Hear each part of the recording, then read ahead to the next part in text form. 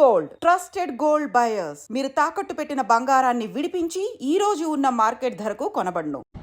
ఉగ్రవాదులకి చావు దెబ్బ కొట్టిన మన భారత సైన్యం మీ అందరికీ యాद ఉండొచ్చు.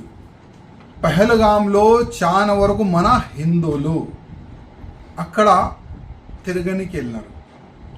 చాలా మంది హిందువులు ఉండే పేరడిగి ఏ విధంగా ఈ టెర్రరిస్టులు అందరికీ చంపేసినారు. మీరు అందరు కూడా చూసినారు. ఆ రోజే ప్రధానమంత్రి మోదీ గారు ఒక సంకల్పం తీసుకున్నారు. ఎట్టి పరిస్థితిలో మా భారతీయుల పైన కాల్పులు జరిపిన ఈ టెర్రరిస్టుల్ని నేను ఏడవను.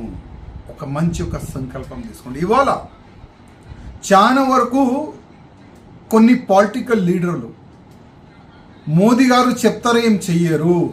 చాలా వరకు పొలిటికల్ లీడర్లు కామెంట్ చేస్తారు. ఓకే, ఈ సమయం రాజకీయం గురించి మనం మాట్లాడదు, కానీ ఈ సమయం మన భారత సైన్యం రిజల్ట్ ఏ విధంగా ఇచ్చింది దాని గురించి మనం మాట్లాడదాం. ఇవాళ ఏ దేశం కూడా ఈ విధంగా యాక్షన్ తీసుకోదు, కానీ మన భారత సైన్యం స్వయం ప్రధానమంత్రి గారు కూర్చొని మన భారతదేశ సైన్యంకి ఆదేశం ఇచ్చినారు, మీరేం చేస్తారు చేయండి. కానీ ఇవాళ మన భారత సైన్యం పాకిస్తాన్లో గుసాంచి టెర్రరిస్ట్ అడ్డల పైన అంటే టెర్రరిస్ట్ అడ్డ పైన ఏ విధంగా బాంబు దాడి చేసి దాదాపు 90 అబోవ్ టెర్రరిస్టుల్ని చంపేసినారు. అంటే మా హిందూ మహిళలు బొట్టు తీసేస్తే మా భారత సైన్యం రిజల్ట్ ఏ విధంగా ఇస్తుంది ఇవాళ మన భారత సైన్యం చూపెట్టింది.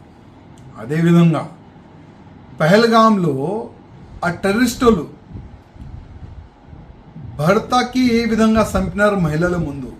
చంపే ముందు ఏం చెప్పినారు వాళ్ళు? మోదీకి చెప్పుకోపో. ఇవాళ మోదీ గారు చెప్తున్నారు మా రిజల్ట్ ఈ విధంగా ఉంటుందని. ఇది ప్రారంభం. నేనైతే ప్రధానమంత్రి మోదీ గారికి ఒక రిక్వెస్ట్ చేస్తున్నా. ఇప్పుడు మనం స్టార్ట్ చేసినాం పాకిస్తాన్ పైన దాడు. పాకిస్తాన్ పైన యుద్ధమే స్టార్ట్ చేయాలి నా ఒక నివేదిక. ఎందుకంటే పాకిస్తాన్ ఒక టెర్రరిజం ఫ్యాక్టరీ. మనం ఒకటే చోటుకి దాడి చేసినాం.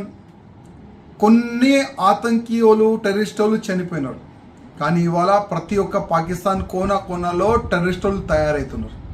అందుకోసం ఇప్పుడు ఒక మంచి సమయం. ఇవాళ భారతదేశం అందరు కూడా అనుకుంటున్నారు ఇప్పుడు పాకిస్తాన్తోని అటు ఇటు మనం ఒక యుద్ధం చేసుకోవాలని అందరు కూడా అనుకుంటున్నారు. అందుకోసం ప్రధానమంత్రి మోదీ గారితో ఒక నివేదిక, యుద్ధం స్టార్ట్ చేయండి, పాకిస్తాన్ మొత్తం ఖతం చేయండి. అది నేను మోదీ గారికి రిక్వెస్ట్ చేస్తున్నా.